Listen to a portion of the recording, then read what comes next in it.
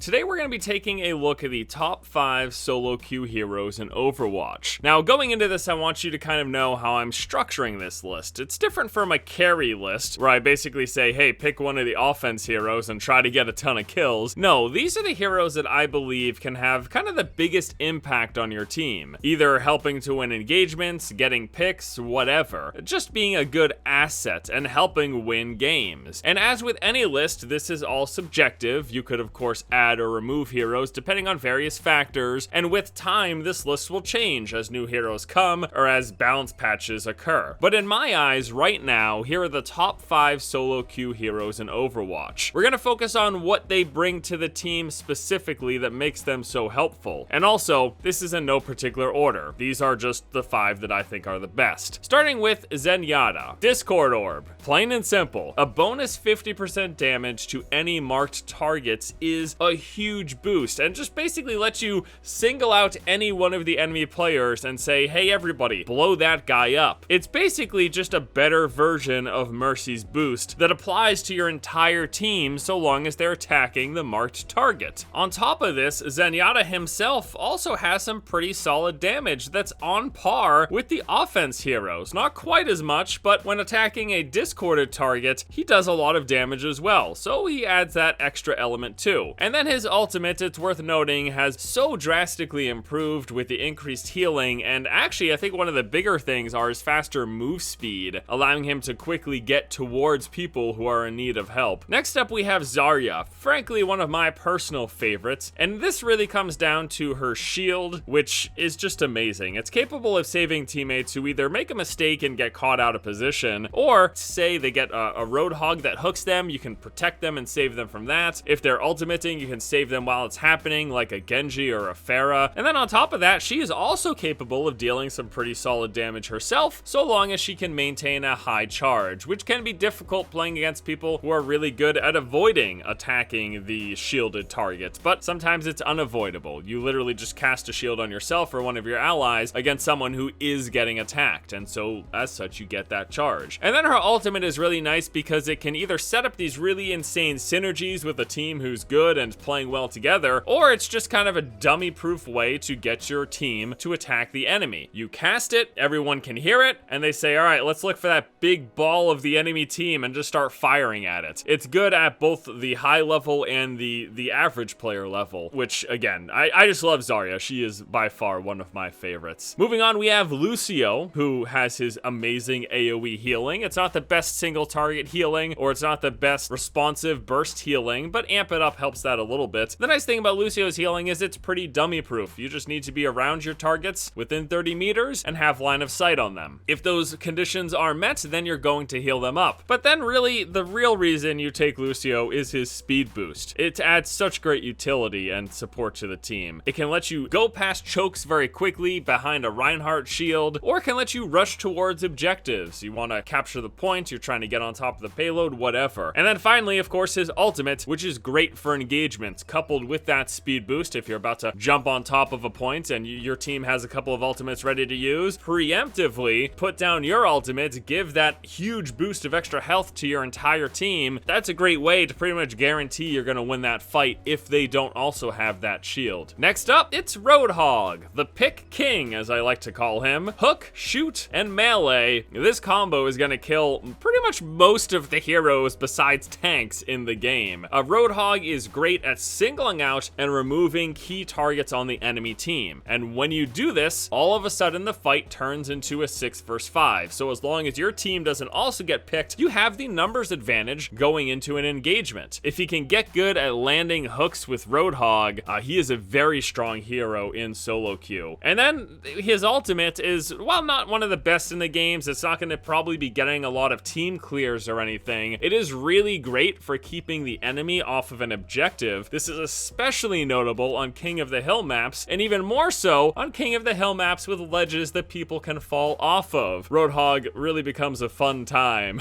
casting his ultimate in those situations. And lastly on our list we have Genji, getting picks and punishing enemy mistakes. His mobility is second to none. He's a very slippery target with his double jump and his dash, and this is good because he's going to spend most of his time near or behind the enemy team. His goals, similar to to Roadhogs is picking off healers or key targets, or pretty much anyone who gets caught out of place or makes a mistake. Genji is there to try to punish them. And then, of course, we have his ultimate. You all know it. It's one of the strongest team wipe ultimates in the game. It lasts 8 seconds, deals 120 damage a swipe, hitting all targets within 5 meters in front of him, and he's able to slash up to 9 times within this duration. This ultimate is responsible for more team wipes than anything else. Honestly, it is. It doesn't require the enemy team to be grouped all together like Junkrat ultimate or Pharah ultimate, and then because he's slippery, he can pick people off and dash towards them if they're far away. Genji's ultimate is nuts, and if you get good at Genji, he is considered one of the best heroes to climb the ladder with, even while you're playing solo queue. And finally, I did want to give an honorable mention to whatever hero you're best at, frankly. When it comes to helping your team win, playing what you are best at will likely give you a better chance than playing any of these heroes that I've mentioned here today if you're just going to perform poorly. Hell, I have seen Torbjorn mains ranking in the high 70s and 80s who literally, they play nothing but him. It doesn't matter if they're attacking, if they're on King of the Hill, if they're on a payload map, whatever. They just play Torbjorn. But because they're really good, even in situations where you wouldn't intuitively think Torbjorn works here, people make it work. All right, guys, that is going to do it for me here today as we take a look at the top 5 solo queue heroes in Overwatch. Of course, once again, this is my opinion. This is a subjective list. It's subject to change based on a variety of circumstances. As we get new heroes in the future and balance changes happen, we might revisit this list as well. But right now, in my opinion, Zenyatta, Zarya, Lucio, Roadhog, and Genji are 5 of the best solo queue heroes that you can play to help your team win the game. Thank you all so much for watching. Hope you have a fantastic afternoon, and until next time,